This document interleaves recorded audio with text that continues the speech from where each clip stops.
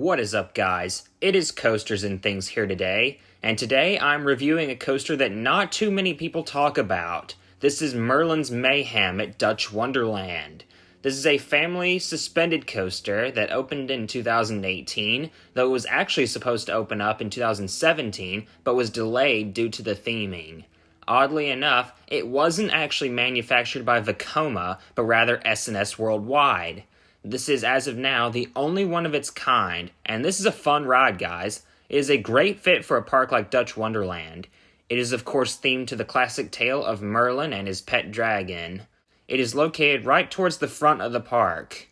When you get into the queue line, it looks like a castle, very medieval-like. I think it's awesome that they put this level of theming into a family coaster, because they could have done no theming at all.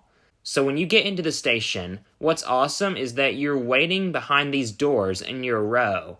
This coaster has a total of 10 rows. I got 2 rides on this, close to the front and the back. I think I liked front better. When the doors open, you see the empty train waiting for you. They make sure the previous riders are all cleared out before they open the doors. It's a grand reveal, and it's awesome. Now, the operations are not good on this coaster. They're around 5 minutes average, with some even being longer. When I was waiting to film this, I got annoyed at how long it took between each cycle. Anyways, you sit in your seat, buckle your seatbelt, and pull down your lap bar. These lap bars are bigger than the Vekoma lap bars. I do not think these trains and restraints are as comfortable as the Vekoma ones.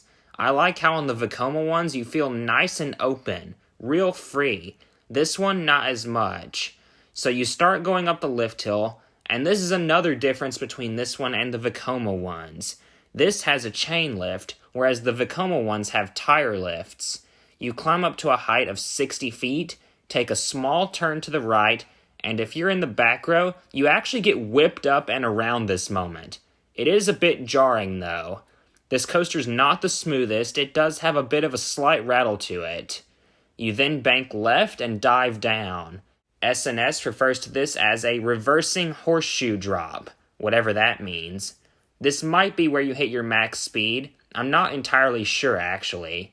This coaster hits a max speed of 38 miles per hour, and this could be where it is achieved. You then go through the most photogenic part of the ride. This is a 270-degree banked helix to the right. I enjoyed this moment a lot when I rode it. Not much force, but the trees act as good near misses with your feet right here. You then go through a little twisty section, and this reminded me a lot of Dragonflyer's twisty section right between the first and second helixes. Speaking of helixes, you then go through another banked helix, this one to the left. This one is better than the first one, more forceful. This coaster in general is not very forceful, but this I believe is the most forceful moment. You then dive down into a tunnel which has fog in it, which I really like. It adds a bit of extra theming to the ride. This tunnel is a very nice near miss. You then bank a little to the left and have one more right-handed bank turn into the brake run. This coaster surprised me. I did not expect to like it as much as I did. It is definitely a short ride, under 30 seconds, but that's to be expected since it's a kids coaster. The pacing is about on point with the Vekoma suspended coasters. That being said, I do not like this as much as the new Vekoma suspended coasters, particularly Dragonflyer at Dollywood. Dragonflyer is glass smooth, while this ride has a little bit of a rattle to it. Comparing it to the other suspended family coasters I have ridden, I would take Dragonflyer over Merlin's Mayhem, but I would take Merlin's Mayhem over Kitty Hawk, Flying Ace Aerial Chase, and Flying Skull. To me, what just kills those hang-and bangs are the bulky over-the-shoulder restraints. And I'm sorry I keep comparing this to its Vekoma counterparts, but those are just so similar to this ride. But for a small children's park like this is a great fit. I imagine it'll be many kids' first big roller coaster. It's meant to be a stepping stone coaster for those looking to step it up from Joust, trying to work their way up to Kingdom Coaster. It's not too thrilling, and it doesn't need to be. It's just simply fun.